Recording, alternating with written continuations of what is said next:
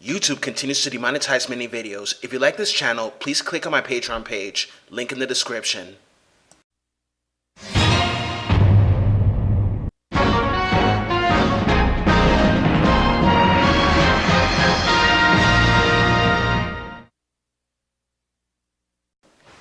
Hey people, this is John, host of Video Games and the World, and what an episode! And next week, it's going to be absolutely intense. So, last night's episode was something that I truly admired, not only for the twists, but also for its certain depth of realism. What do I mean by realism? That is something I will explain during the review of this episode. The music in the show was also phenomenal, and in some moments, some songs made this a bit lighthearted in one way or another. Anyways, let us begin our review, people. Enjoy. As suspicions grow that Jefferson Pierce is Black Lightning, the ASA arranges to have him arrested. Lynn seeks help from Detective Henderson.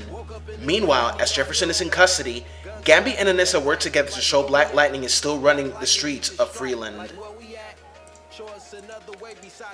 Wow, wow, wow.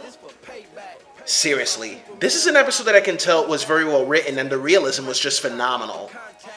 Jefferson Pierce, as we saw since episode 1, has always been a good principal of the school who cares about his students and wants to look into their best interests. The students love him, the staff loves him, and he is willing to help them in any way he can. And to me, that's exactly what principals should do. To look into the best interests of students, help them if they have troubles with bullying, not only in school, but also problems at home. Not to mention also how in certain situations there are people framed for the most heinous crimes, and that comes as a shock to a lot of people.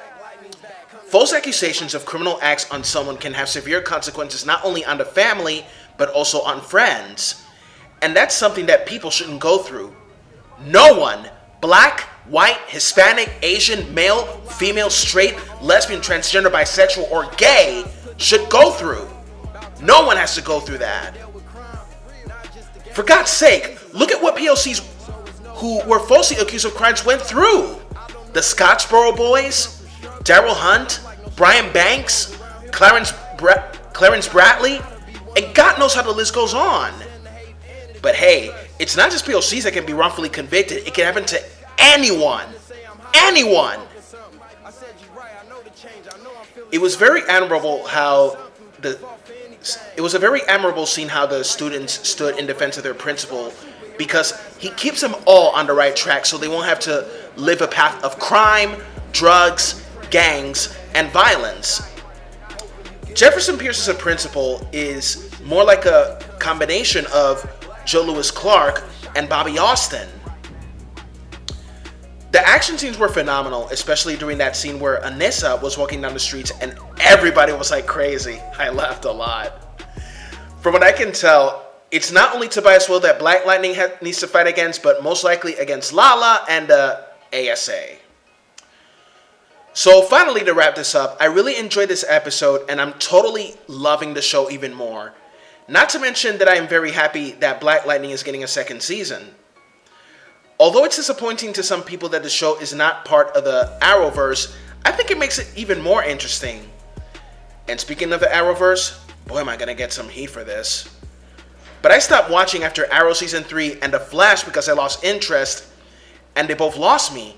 Even Supergirl as well lost me because all three shows went to SJW and full retarded political, you know. My final score for this episode is an A+. That is all. Comment, share, and subscribe. This is John, host of Video Games and the World. Have a good one. Bye-bye.